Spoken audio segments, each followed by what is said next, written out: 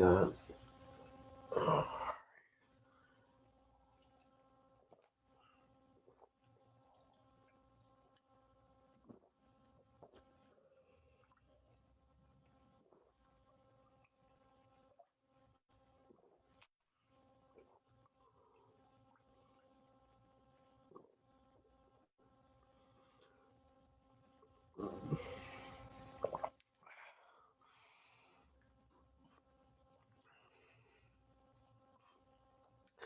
all right, shalom, everyone. Hey, Facebook.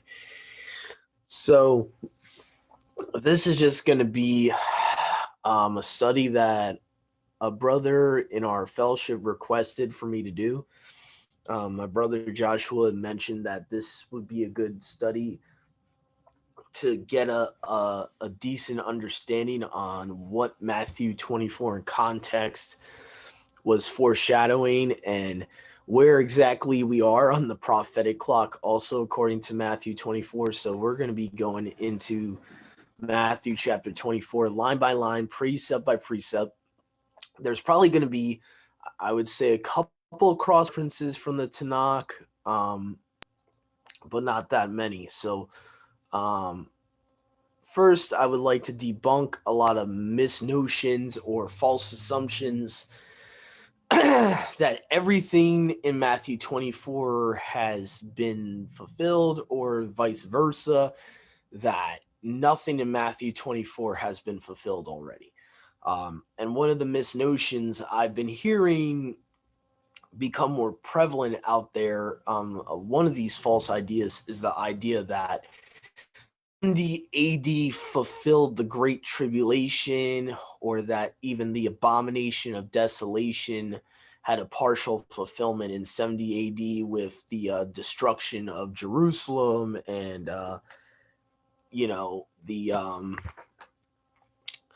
that there was an actual event that was similar to the Maccabean time period. So, as far as I know, historically, if we just go by history, there is no historian that would ever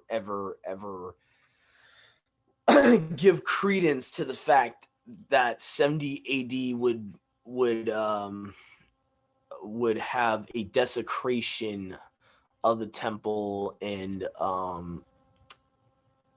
or any type of event that was similar to the Maccabean revolt, when you had, excuse me, sorry about that, when you had in the Maccabean revolt in the book of Maccabees, in Second Maccabees, which we're going to get to in this study here, it's very clear that the Abomination of Desolation was partially fulfilled, because the event of sacrificing the pig on the altar of Yahuwah in the temple of Yahuwah's physical temple in Jerusalem, to the idol of Zeus, the Judeans at that time literally called it the Abomination of Desolation. So in their own words, okay, it was called the Abomination of Desolation. As far as we know, no historian has ever been quoted to say that anything like that happened again in 70 AD. So let's first debunk that assertion that supposedly there's proof of that.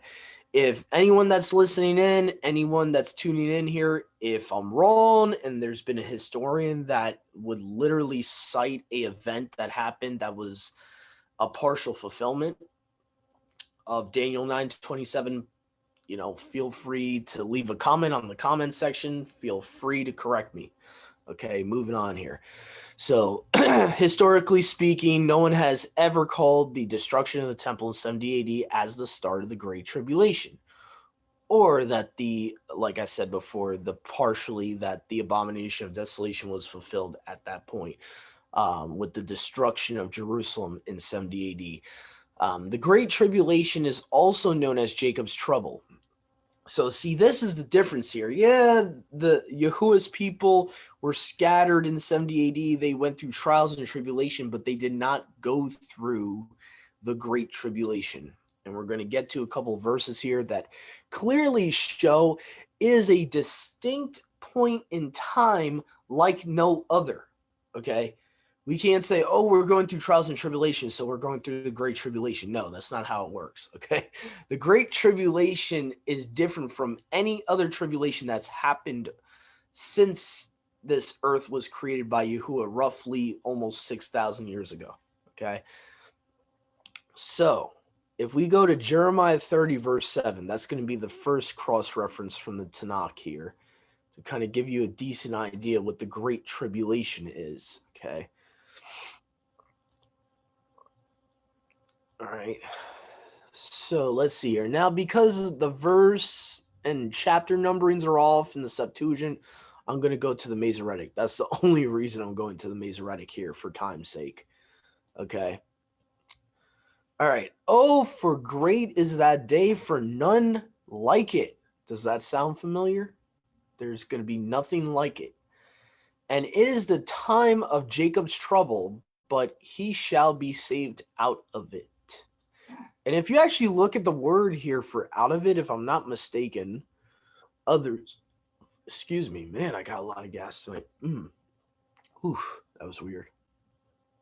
Our last for that day is great, so that none like it. It is even the time of Jacob's trouble, and he shall be saved. Now, if we look at the word out of it here, the Hebrew word here is maneh, okay, or meneh, which from or out, above, after, through. Okay, so this word can also mean through.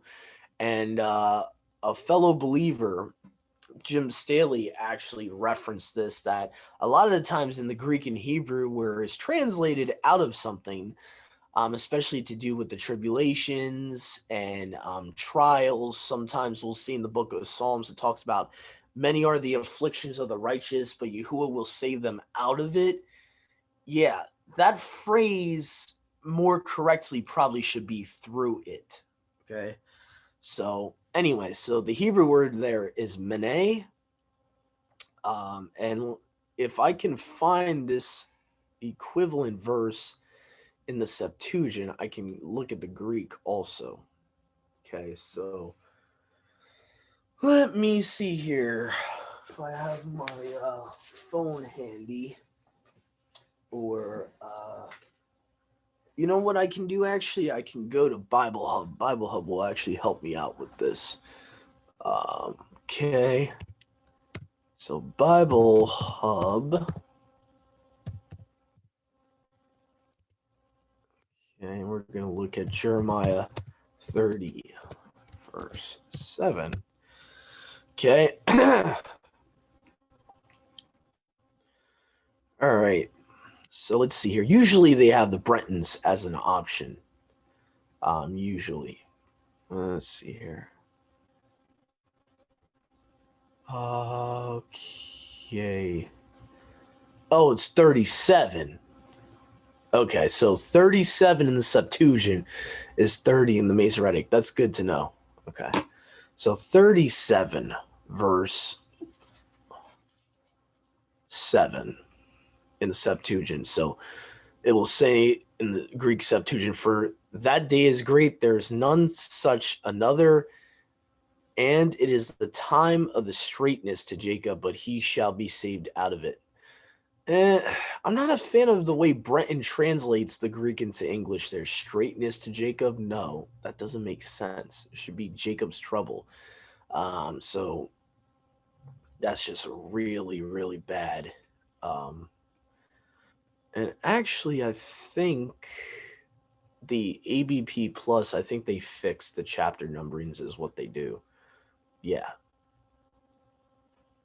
Okay, so severity it is to Jacob, but from this he shall be delivered. Okay, so, but from this, okay, so, let's see. So the Greek here for from is G575, apo. That is away in various senses of place, time, or relation, literally or figuratively, after, ago, at, because of, by space of, for, in, since, within composition. It usually denotes separation, departure, cessation, completion, reversal, etc. Okay. Okay, that's interesting. Okay. Interesting. Anyway, moving on here. So Jeremiah 30 verse 7 in the Masoretic and 37 verse 7 in the Septuagint. So we're going to be moving on here. So obviously you get the point. Jacob's trouble is correlated with the Great Tribulation. It's the same exact event. Okay, so now we're going to go to Matthew 24:29. Actually, hold on. Let me pump my brakes here. Let's go to Daniel 12:1. Okay. It says, at that time, Michael, the great prince, talking about Michael the archangel here, shall stand up that stands over the children of your people. There shall be a time of tribulation, such tribulation as has not been from the time that there was a nation on the earth until that time. At that time, your people shall be delivered, even everyone that is written in the book. So obviously, it's saying at this time, there's going to be tribulation that has not even been since the earth was created.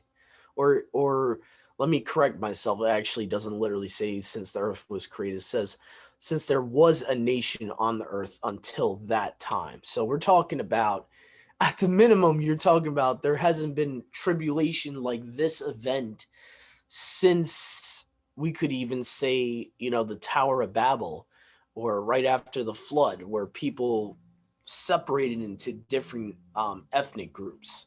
Okay. So anyway, moving on. Matthew 24:29. And this is, most people know this verse. This is where Yahushua references the Great Tribulation, or actually no, he doesn't reference it, but he says immediately after the tribulation of those days. So we know that Yahushua is not going to return until the tribulation happens first. Okay. Immediately after the tribulation of those days shall the sun be darkened, and the moon shall not give her light, and the stars shall fall from heaven, and the powers of the heavens shall be shaken. Okay, so literally this verse is saying Yahushua has to wait until the tribulation is over. He cannot return before the tribulation is over. Okay, which means the assertion that he returned in 70 AD and that the vision that Daniel had was for 70 AD. We're going to address that too.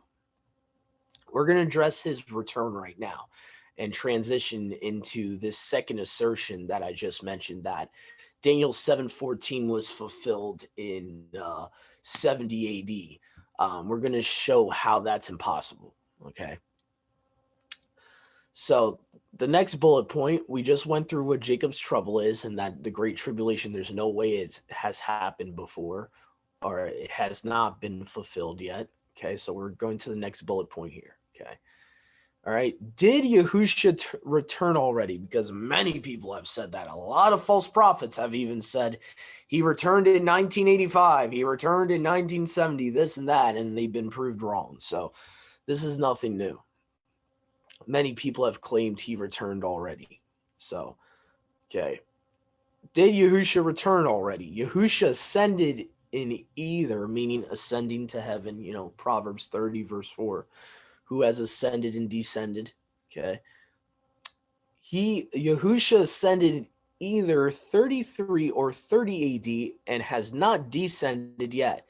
Many prophets show us Yahushua will return on the day of Messiah, aka the day of Yahuwah's wrath. So it's either usually called the day that Yahushua will return, which is synonymously the same day of Yahuwah's wrath. It's 1 24-hour period. Okay.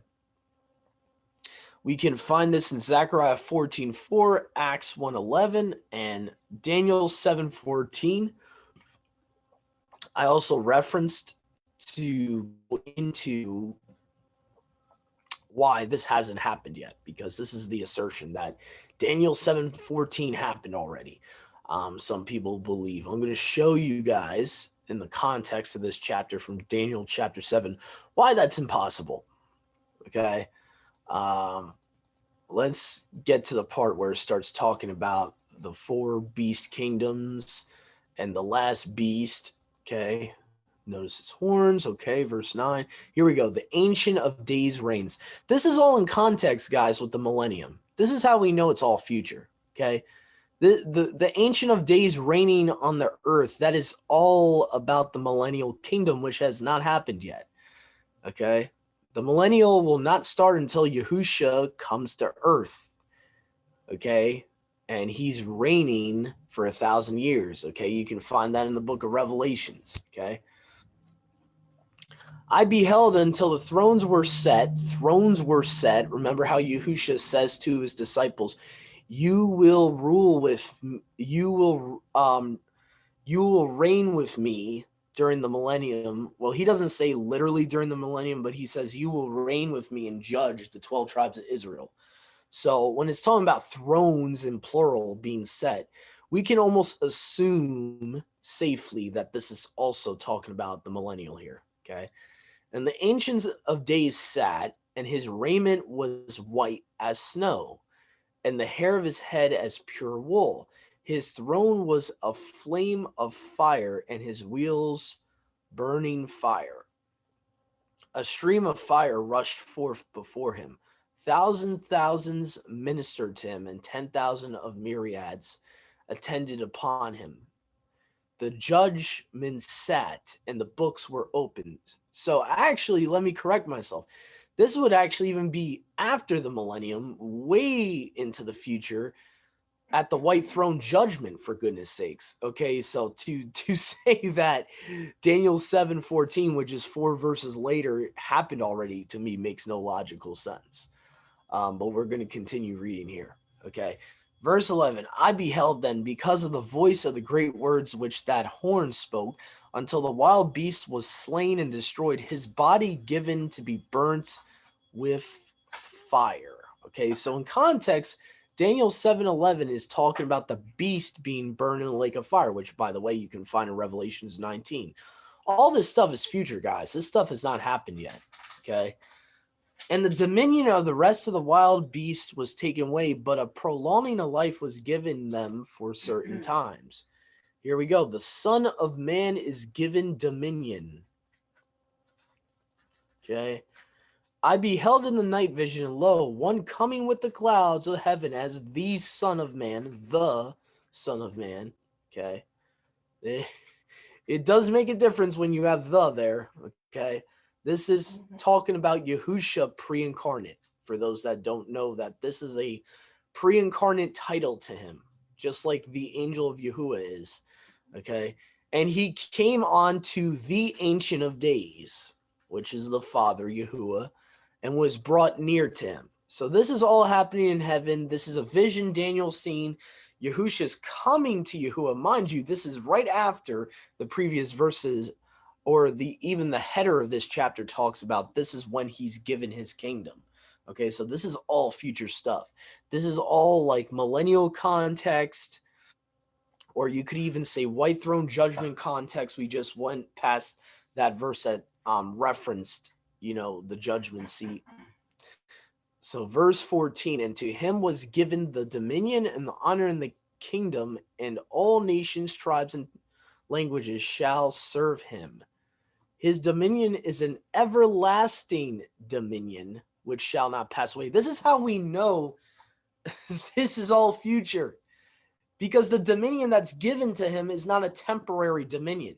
It's the eternal kingdom, okay? Which shall not pass away, and his kingdom shall not be destroyed. So those that want to spiritualize the millennial, you're going to have a problem with Daniel chapter 7. Daniel's telling you it's a literal physical kingdom, okay, that Yahushua's being given in the millennial, okay? It's not some spiritualizing that he's reigning from heaven, spiritually reigning from heaven, and he's been reigning from heaven since he ascended. That's not what the text is saying at all, okay? So hopefully I made my point about that, reading from Daniel chapter 7, verses 9 to 14 there. So that's all future stuff. The white throne judgment, the kingdom being given to Yahushua, the beast kingdoms. Obviously, it's talking about the last 4 beast kingdoms of the earth before the kingdoms given to Yahushua and the set apart ones. Okay. So moving on here. All right. Okay, next bullet point here. Did the abomination of desolation happen already? Okay. So far in our Matthew 24 study, we went through Matthew 24:29. Now, and hold on, I'm getting too ahead of myself, guys. I forgot about Zechariah 14:4 and Acts 1:11. My bad, guys. Going a little too quick here. Need to slow it down. Okay. So this is how we know when Yahushua is returning. And this is the connection here, which is also a connection to the oneness of the Father and the Son. How there's only one return for Yahushua, and there's only one day of Yahuwah, and there's only one person returning on that day. But yet it's the same exact event and the same exact day. The day of Messiah is the day of Yahuwah. Okay. Zechariah 14:4. Okay. Which is actually being quoted from in Acts 1:11, believe it or not. So we're going to first go to Zechariah 14:4. And it says, and his feet shall stand in that day, meaning the day of Yahuwah, on the Mount of Olives, which is before Jerusalem on the east, and the Mount of Olives shall cleave as under half of it to the east and the west.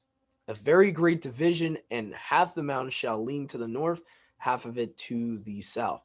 Mind you, this is the context of the day of Yahuwah, okay? And it's saying that he's going to return and set foot on the Mount of Olives. Most Christians today would read Zechariah 14:4 and understand correctly, mind you, that it's talking about the Son. But yet, the day of Yahuwah is when Yahuwah comes back to execute his wrath. So how do we reconcile that? The only way to reconcile that is that they're the same exact singular entity. They are the same exact person. Okay, that's the only way you can reconcile that. If not, then you got a contradiction in Scripture. The whole time in the Old Testament it's talking about the Father returning, the Father returning, the Father returning on the day of his wrath. Then Paul in the New Testament, not just Paul, Mathew and others talking about, Yahushua's returning. Yahushua's the one returning. And no mention of the Father returning on the day of his wrath. So again, the only way you don't get a contradiction is understanding that Yahushua is Yahuwah. That's the only way. Okay. All right.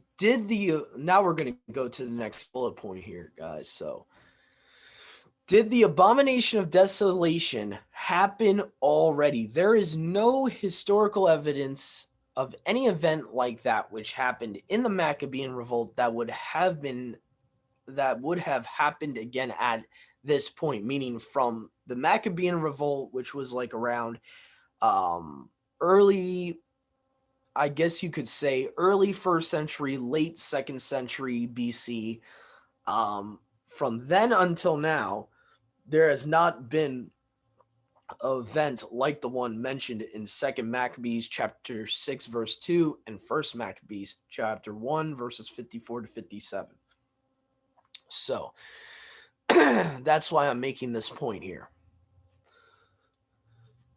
Ooh, sorry, guys. So, okay, let's go to Revelations chapter 13, verse 14. We're going to go there first and show you guys what the abomination of desolation is, because I know many people, especially if we got any Christian viewers here, they might be asking themselves, what is the abomination of desolation? Revelations 13, verse 14 says, and he leads those astray, those dwelling on the earth, because of those signs which he has been given to do before the beast. So this is talking about the second beast, the false prophet, that he's been given power by Satan through the beast. This false prophet has been given power to do signs, miracles, and wonders, kind of similar to Elijah when Yahuwah gave a lot when Elijah, did the sacrifice and offered the sacrifice to Yahuwah, and fire came down from heaven when he went up against the prophets of Baal. It seems like this false prophet will have those abilities to be able to cause fire to go from heaven down to the earth. So he leads astray those dwelling on the earth because of those signs which he was given to do before the beast, saying to those dwelling on the earth to make an image to the beast, who was wounded by the sword yet lived. Okay, so making an image to the beast. Okay, and there was given to him to give spirit to the image of the beast. So this is how we know it's the final fulfillment. That's the difference between what is going to happen in the end times and what happened during the Maccabean revolt. The Maccabean revolt did not have a graven image that had a spirit in it. That is the difference. Okay, it says to give spirit to the image of the beast, that the image of the beast should both speak. So this graven image is going to have the ability to speak and cause to be killed as many as would not worship the image of the beast. So that is pretty much what the Abomination of Desolation is. It is the desecration of Yahuwah's temple, which includes setting up an image in his temple and also receiving worship that belongs to Yahuwah. So this beast is going to cause people to worship him in his image. That is the Abomination of Desolation. And also we can say, according to 2 Thessalonians even, chapter 2, I don't know if I have this typed up here, but 2 Thessalonians chapter 2 goes into more detail about what the Abomination of Desolation is. I mean, Paul pretty much outright tells you, okay, that this beast is going to claim to be the Father. He's gonna say that he's, basically that he is the true Elohim. So let's go to 2 Thessalonians chapter 2, verse 3. It says, let no one deceive you in any way. I actually like the short name King James in this version. Let no man deceive you by any means, for the day shall not come except there be a falling away first. Mind you, this chapter starts off by talking about don't be troubled in mind and thinking that Yahushua returned already. People that believe in the pre-trib, you might want to read 2 Thessalonians chapter 2, verse 2. Okay? That ye be not soon shaken in mind or be troubled, neither by spirit, nor by word, nor by letter as from us, as that the day of Messiah is at hand. Meaning that in Paul's day, it was not at hand, but people thought it was at hand. And he told them not to be troubled in mind or spirit. Let no man deceive you by any means, for that day shall not come except there come a falling away first. Meaning, basically, to break it down for people that don't understand this old English here, okay, Paul is trying to break this to the Thessalonians like, Yahushua's not going to come until the beast comes first. That's what he's literally saying. Yahushua cannot come unless the apostasy happens first. So, I mean, Paul is making it very easy for us to understand here what's going on here in context, okay? Here we go. Verse 4. This is the reference he gives to the Abomination of Desolation, who opposes and exalts himself above all that is called mighty ones or deities, or that is worshipped, so that he, as Yahuwah, sits in the temple of Yahuwah, showing himself that he is Yahuwah. And I'm sorry, people that believe that we're the new temple, this is another thing. I believe Satan has deceived many brothers and sisters in Yahushua and got them believing false doctrines like the human body is the new temple of Yahuwah and there's never going to be a physical temple for the Father ever again. If that's the case, then Paul's just making something up on the fly. I don't know, because Paul's talking about, in context, talking about the beast sitting on a throne in a temple. Okay? You cannot spiritualize that. That is impossible to spiritualize that verse. Okay? So, by default, the doctrine of transference of the temple to the human body is a false doctrine.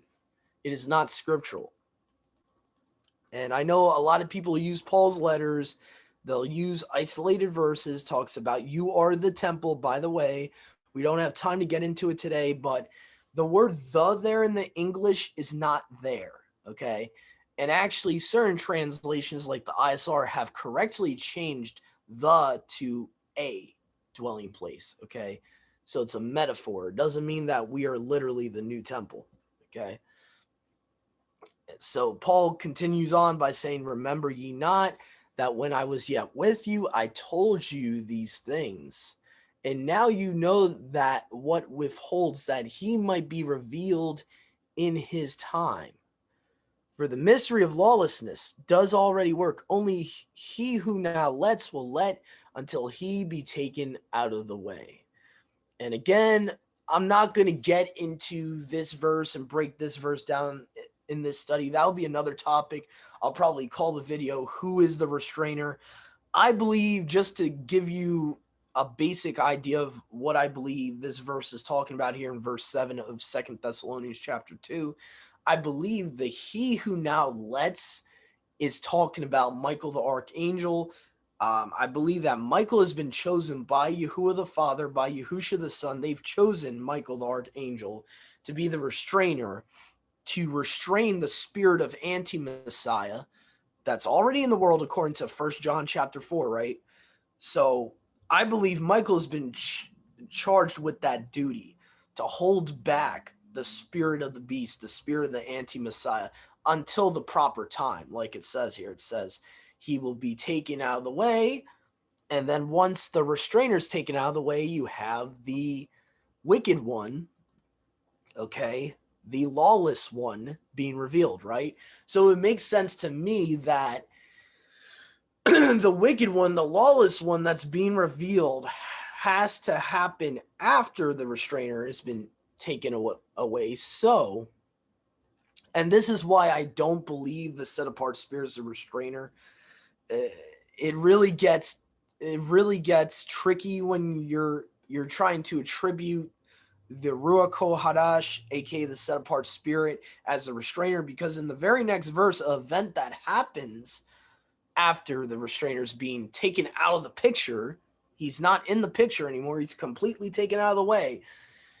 If you believe that the Father and the Son are the one, Yahuwah and Yahushua is the one being taken out of the way, then you can't have Yahushua after that fact coming and consuming the beast with the fire of his mouth. If that makes any sense. Okay, so you can't have it both ways. If he's the one being taken out of the way, then you don't have him in the picture at all. Okay, so again, it doesn't make sense to me. And I understand verse 8 is way after the tribulation. I get that, and and that Yahushua is not going to come until the tribulation is over. But to me, it doesn't make sense on a lot of levels.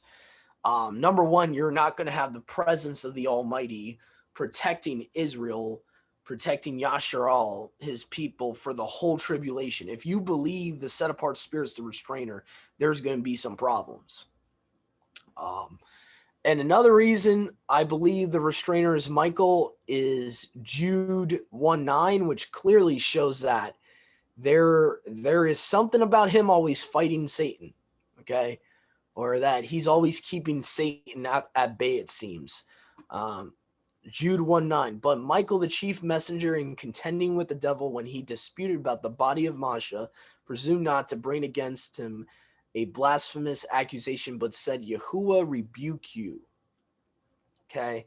And then I believe that 2 Thessalonians chapter 2, verse 7 correlates with Daniel 12:1, which we read earlier, when it says that Michael shall stand up. Okay.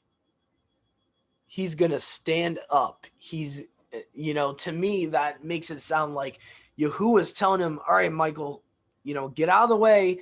You got to let prophecy happen. You got to let my word be fulfilled. So you got to get out of the way.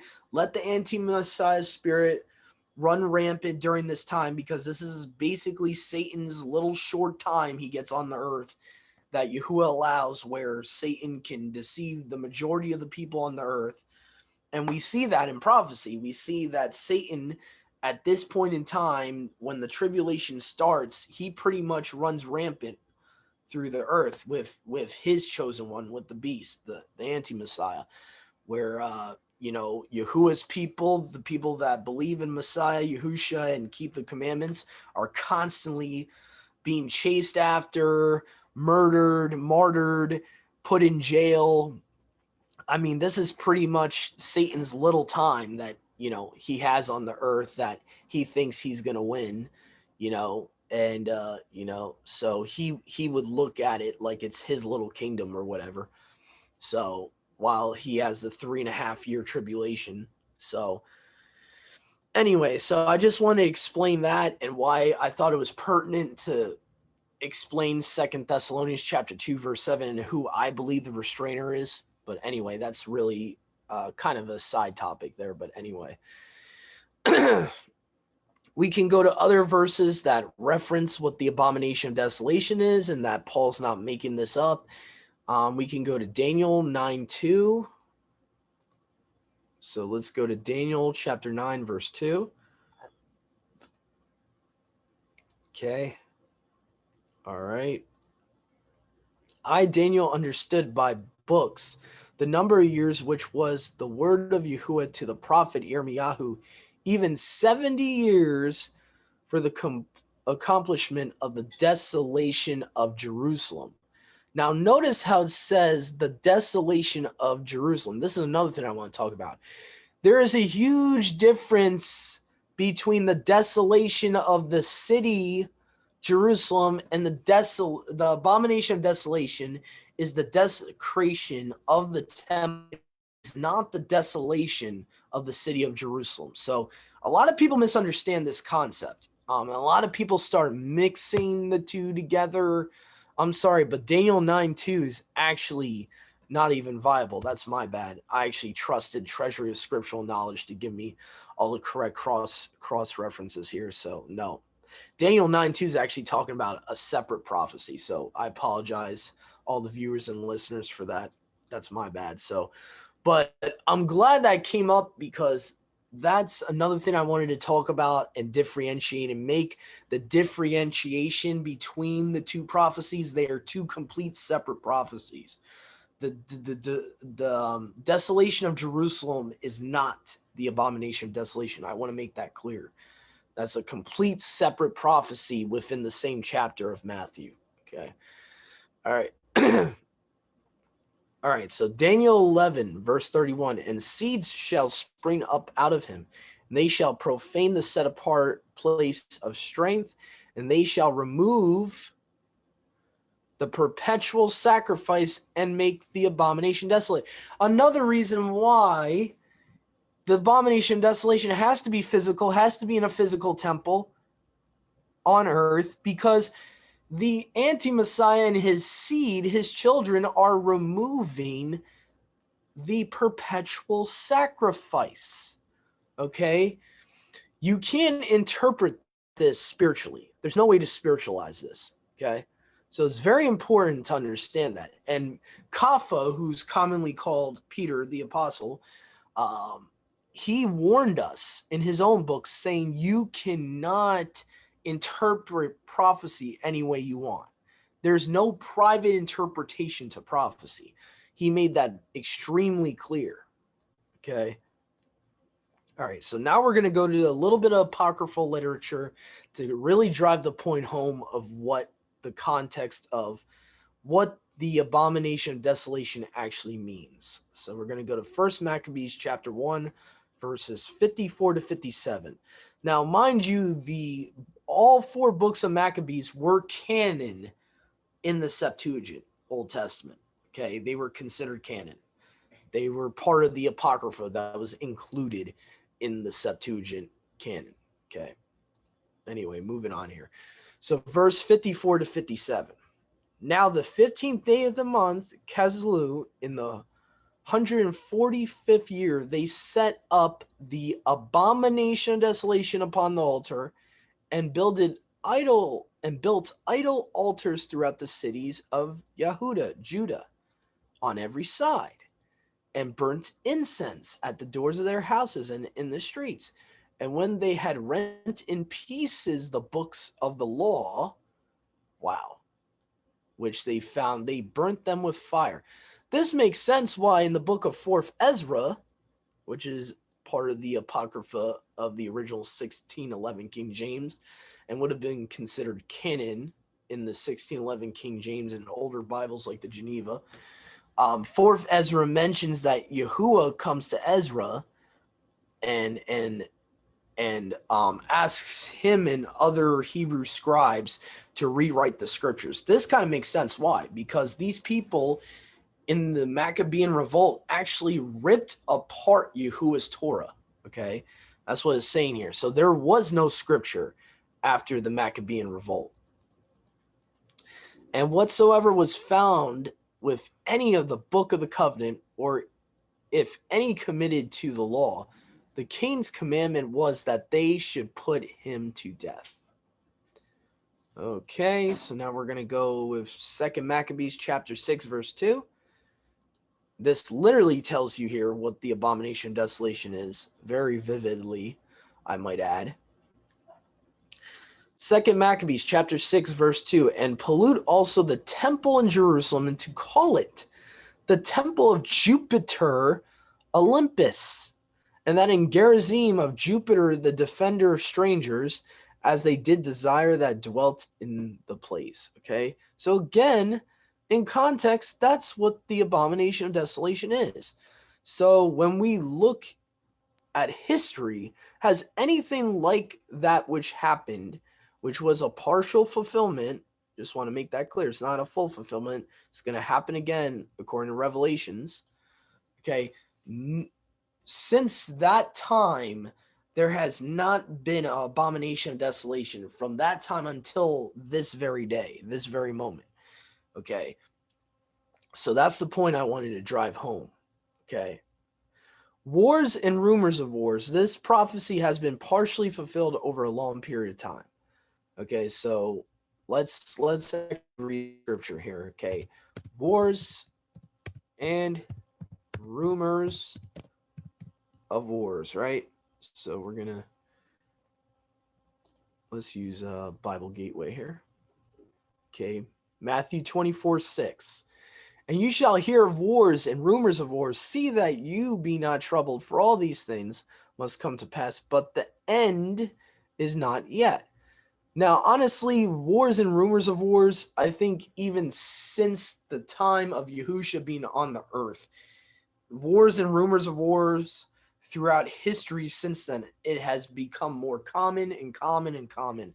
And I think when we see that progression prophetically through history, we can honestly say with this prophecy here, we are getting very close to the fulfillment of Mathew 24:6 at this time today.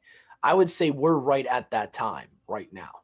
Wars and rumors of wars has been happening for centuries upon centuries since Yahushua ascended to heaven. And whether you believe it's 30 AD or 33 AD really doesn't matter. From that time unto the year of 2021, there's been constant rumors of wars and wars happening. Okay. Moving on. Okay. When armies surround Jerusalem, know that its desolation is near. This prophecy is specifically dealing with the destruction of Jerusalem, not the abomination of desolation. And I mean, pretty much you could read the verse itself in its context and understand that it's a separate prophecy Yahushua is referring to in Mathew 24. But let's just, for the sake, since we're recording this anyway, and people might not know about these scriptures here, let's go to it in Mathew 24. Okay, so when you see armies, Jerusalem surrounded by armies. Okay, so that's Luke 21:20-28. Okay. All right, so that's the first. Let's see here. Okay. Okay. So let's just put this in parentheses for people to test for themselves. Okay. Control V for paste. Control. There we go. Yeah, it was being stupid. It was not allowing me to do copy and paste for some reason. Let's see here. 14, 15, 16.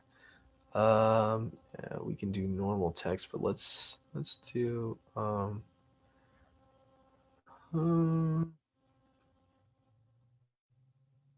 okay. So that's where you can look that up. Okay. And when you shall see Jerusalem, starting at verse 20 here of Luke 21, surrounded with armies, then know that the desolation thereof is near. Okay. And the way, because it's vague, this is how people assume that it's talking about the desolation of the temple, the abomination of desolation. It's talking about the desecration of the temple and all that. Because people read into the verse. That's the problem. They're using eisegesis, which is really bad to do. You don't read into a verse like that. Okay, you use common sense here. All right. Obviously, it's talking about the destruction of Jerusalem. Okay.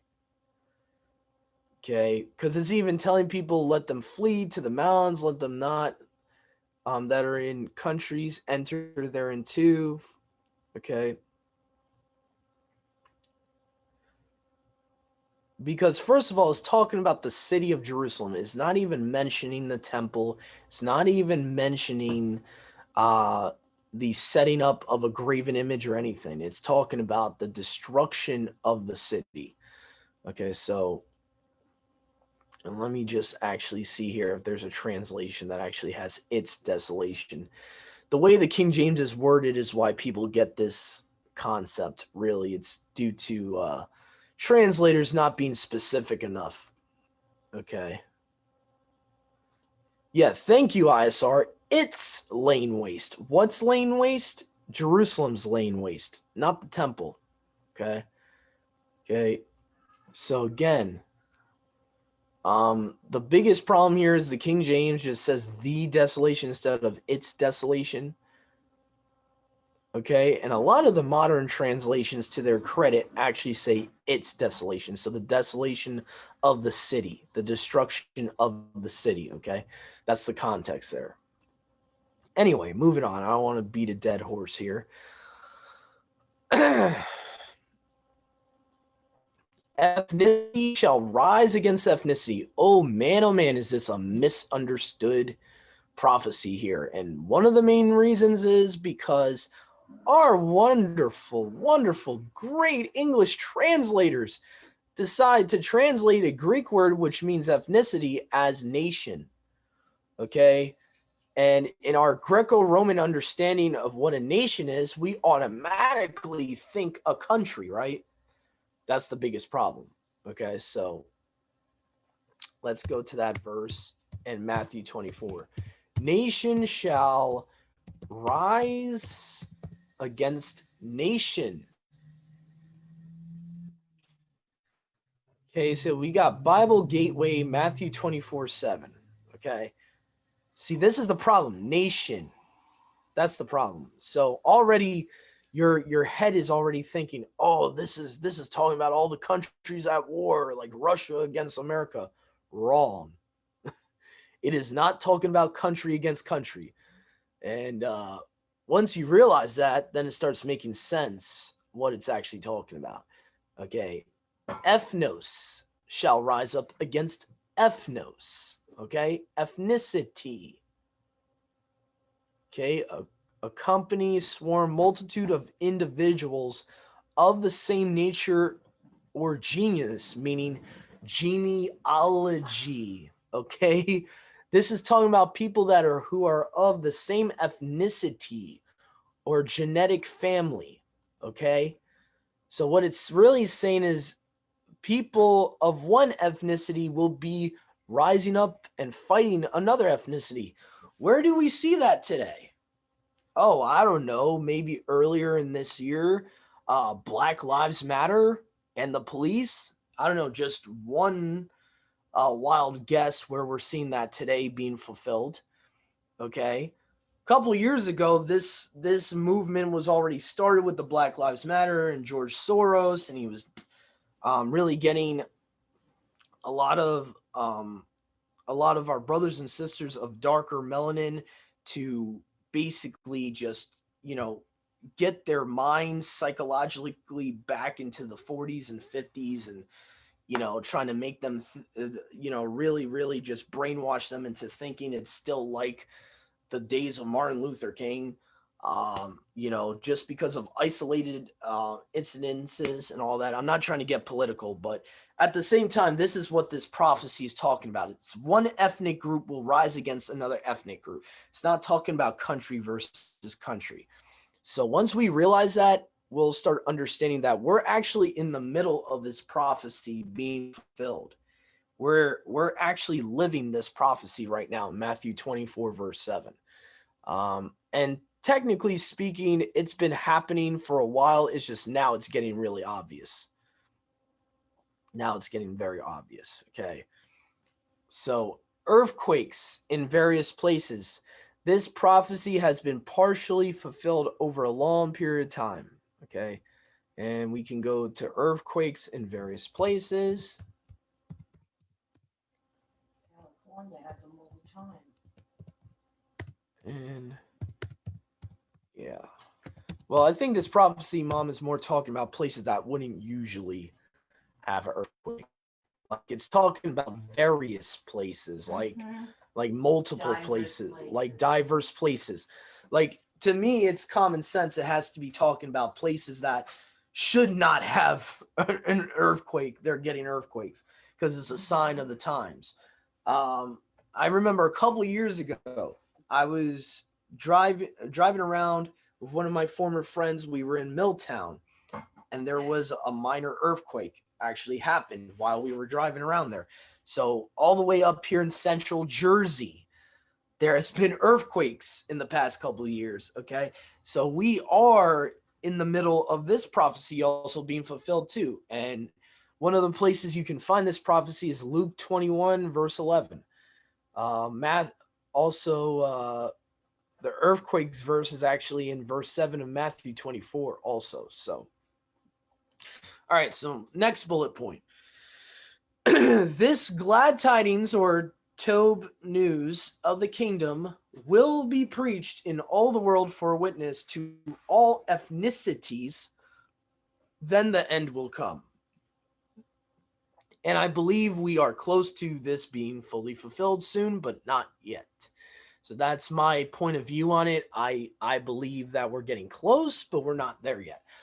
Another thing too is the same Greek word we just addressed, which doesn't mean countries, means ethnicities, is mentioned in this verse. So a lot of people say, oh, the good news has to go to every country. No. It has to go to every ethnicity. And if we're honest with ourselves, what ethnicity, what individual of any ethnicity has not heard the good news at least once in their life? Okay, the fact of the matter is the good news has reached to Middle Eastern people, Western people, any type of people in the world. At least one individual of each ethnicity has heard the good news. So that's why I'm saying we gotta be careful with our terminology here and understand that word for nation is not what we're thinking. Okay, it's talking about ethnicity. It's talking about that all ethnicities will hear it, and then the end will come. That's what it's literally saying.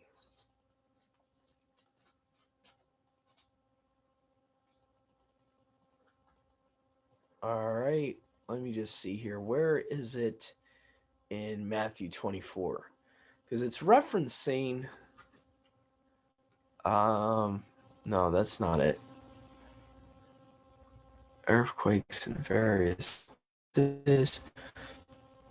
All right, so this good news of the kingdom. All right, Matthew 24:14.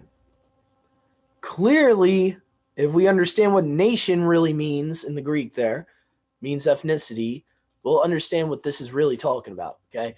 And this glad tidings of the reign of the kingdom shall be proclaimed in all the world as a witness to all the ethnicities, and then the end shall come. Okay, like I said before, almost every ethnicity has heard the good news. At least one singular individual of every ethnicity on this earth has heard the good news. Maybe not every person, not every single person, but technically this prophecy doesn't say that every single person on the earth is going to hear it.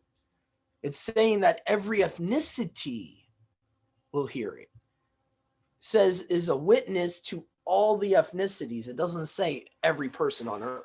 So I think we need to be very careful with our terminology here, okay, and about what this prophecy is really referring to. And actually, I look at this prophecy started getting fulfilled on the day of Pentecost. If you really think about it, if we go to the book of Acts, how many different ethnicities were there on Pentecost? It goes through like 10 or 15 different ethnicities were there in Jerusalem getting converted, okay? So again, we need to understand scripture for what it says in the original languages, not what it says in our English translator Bibles, but what it actually says in the original Greek and Hebrew. In the original Greek, it's talking about ethnicities. It's not saying every country, okay? There's a key difference between nation and ethnicity. There's a key difference there in our English language. And we need to spot that because that makes a huge difference. Okay. And then if you look at in all the world, okay, the Greek word for world here, okay, doesn't mean that every place in the world is going to hear it before the end comes. Okay. Let's go to the word G3611. Okeo. To occupy a house that is cohabit, dwell. Hold on. What the heck? All right, it's clicking on the wrong thing for some reason. Okay. No, inhabited world. I don't know why it's talking about cohabit, dwell, inhabit, talk. Yeah, that doesn't make any sense. To dwell in, really? Okay. Anyway, it's talking about the whole inhabited world. It's talking about basically all the inhabited earth will reach to. Okay. So anyway, I think it's important to understand that in verse 14 of Matthew 24. That will help us understand in context what it's talking about there. All right. Many will come in my name and claim I am the Messiah. This has been constantly being fulfilled partially throughout history, but is more and more rampant, meaning more and more visual today. Like we can easily see it. It's way more visible. Okay. The fact that they're either claiming to be Yahushua themselves, or they're saying that Yahushua is the Messiah and they're leading people astray anyway. Like, for example, Joel Osteen, he doesn't claim to be the Messiah, but he claims Yahushua is the Messiah, but yet he leads many astray. Even though he admits that Yahushua is the Messiah, he leads tons and tons of people astray. So you could say Joel Osteen's a false prophet. Many of the televangelists today are false prophets. So when we look at Matthew 24:5, I would say since the start of television evangelism, this started getting partially fulfilled. So we're talking about for a long, long, long while, this has been getting fulfilled. Okay, very long time. So we're just getting to the point where it's more obvious. I mean, you have stories on the news of this guy in Africa saying he's Jesus, and this guy in that place saying he's the Messiah. And you got, this place and that place and the other place. There's some wackadoo talking about he's Yahushua reincarnated. So this is getting more prevalent in our day. Okay, the next bullet point. They will deliver you up to tribulation and kill you. Okay, and we can go to this. Okay, so they will deliver you up. Okay, King James. Let's see here. Matthew 24, verse 9. Okay, so if you go to Matthew 24, verse 9, then they shall deliver you up to affliction and kill you, and you shall be hated by all nations for my name's sake. And again, the word for nations there is ethnos. So more correctly, you'll be hated by all ethnicities on account of my name. So that's what it's literally saying in the Greek. Again, you got to ignore the English nations, okay? It's not talking about countries. Again, I can't harp this anymore. Don't trust your English translator. Just because it says nations there, it's not talking about countries, okay? The Greek word there is ethnos. That's why I really recommend when studying scripture, get a Bible that has a concordance. Get a Bible that has a Strong's concordance in the back of it, because you will be able to look up the exact Greek word in Hebrew. A lot of times our English translators don't know how to differentiate between different words, and they want to translate 5 different words as the same English word, which is, ridiculous. Okay? So use some context here. Obviously, we already went through the point that ethnos is ethnicities. So every time in your Greek New Testament you see nations, you can almost bet your bottom dollar on it. It's going to be talking about ethnicities rather than countries. Okay. So anyway, that's the end of my tangent there. I just want to drive this point home because it's important to understand this. It's talking about ethnicities. Okay. So, and I mean, this has been happening to a lot of us in recent years. We're hated by almost every person we know. Doesn't matter what their ethnicity. They hate us because of the walk we're in. They hate us because of the belief system we have. They hate us because we believe in the scriptures. And literally, that's what it says is a prophecy here in Matthew 24:9. They will deliver you unto tribulation and shall kill you, and you shall be hated by all ethnicities on account of my name. That some of that has been partially getting fulfilled right now. We are hated by every ethnicity. Doesn't matter if the person is Indian, Native American, whatever their ethnicity is. If they're of the world, they hate us by default. That's happening right now. Okay, what's not happening right now, obviously, as we read the verse here, they'll deliver you unto tribulation. The Great Tribulation, that has not happened yet, obviously. Shall kill you has not happened yet. Not going to jail. You're not, well, we haven't gotten to that, Mom. That's in Revelations. We haven't gotten to that verse. That Revelations seems to hint at that this is going to happen again. A lot of people will go to Matthew 24:9 and say, oh, that was just for the disciples. That happened to the disciples. And that it will never happen again. It was fulfilled with the disciples. Well, let's go to Revelations and see if John begs to differ. Jail and killed, but and so I put a little note next to Revelations 2:10 here. Jail and killed, but I believe this will be fully fulfilled in the end times with other believers, as alluded to in Revelations 2:10. So I admitted on this document here, on this Google Docs document, that it's been partially fulfilled, Matthew 24:9, with the apostles. I'm not denying that. But the fact of the matter is, it's restated in Revelations, which is Revelations talking about the end times. Okay, it's not talking about the time of John. Okay, so Revelations 2:10 says, do not be afraid of what you are about to suffer. See, the devil is about to throw some of you into prison, and in order to try you, and you shall have pressure 10 days. Be trustworthy until death, and I shall give you the crown of life. The crown of life obviously would be salvation. That's what he's talking about, because remember, we're given salvation. It's not earned. So he's talking about, I will give you as a gift the crown of life. So the crown of life is basically equivalent to our salvation. So as we see here, Yahushua himself is showing that our salvation hasn't been given to us, because the crown of life is not given to us until after some of us die for him. Okay? So obviously we're not saved right now. And that's a whole another topic for another day. But you can see right there, the crown of life is not given to you until he's returning, because he has to give it to you. So he's not going to be on the earth when you get martyred. So common sense should tell you, okay, I don't get my crown of life until he returns, until after the tribulation. Okay, so